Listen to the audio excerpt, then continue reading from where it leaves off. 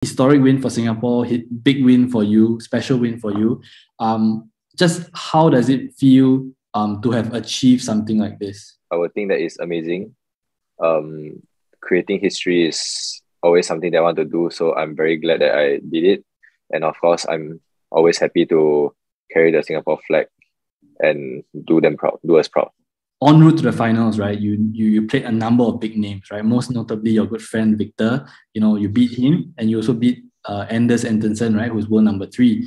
So how does it feel? How did it feel to overcome some of these big names? Generally, winning has always been a happy thing. So I mean, upsetting a higher rank player is of course even more like delightful. So yeah, but during the whole competition, I was trying to stay focused. So I really didn't feel that happy because I didn't want to feel happy. So I needed to control myself. Yeah, so that I could stay focused throughout the game. We heard that you were injured, and actually we saw the strapping on your right ankle much later in the tournament, and you were apparently in a wheelchair and things like that. So can you explain what happened and how you overcame that? So when I played at Pranoy, I sprained my ankle a little bit in the second game. So yeah, at that point I was quite worried that I can't play the next day. But when I went back to the hotel, my physio and I were like finding solutions, and we did treatment and find whatever ways to make it work. Yeah, and then the next day I play with Anderson. I just try and like just tahan all the way. Yeah, and at the end of the match, I went onto the bus. I go back to the hotel. Once I get off the bus, I can't walk at all, like at all. So I sat there at the bench hoping that it will be gone and then I can walk again, but it didn't happen. So I just continued to sit down there and wait for my physio to go get a wheelchair for me. And I just, take a wheelchair.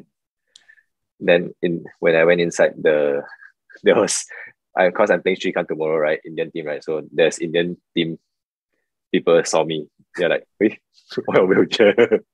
Yeah, so at that time I was very worried that I can't walk the next day. So yeah, but I'm glad it turned out well. So in the game with Srikanth, how did it affect you a lot, or it was actually manageable?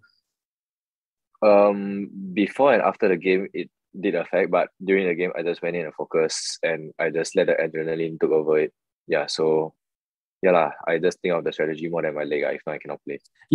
Moving forward, right now you're coming back to Singapore. What are some of your plans? For the remainder of the year, because you've had a very, very long year. Definitely catching up with friends, taking some time off, taking a break from badminton, give myself some me time. Yeah, and probably some admin stuff that I need to do. I think I have. I don't know. Yeah, I need to find out. But yeah. And yeah, just basically take some time off badminton and try to stay in shape as much as possible to prepare for the upcoming one. We saw people on social media yesterday, even before the game, right, supporting, going to friends' houses, people were tuned in, right? So what message do you have for all those who, have supported you, not just in this tournament, but in the previous few tournaments or even in the last few years? All along, I've received a lot of support, like since long ago. And I remember some fans that like, before when I even became famous, they already supported me since then.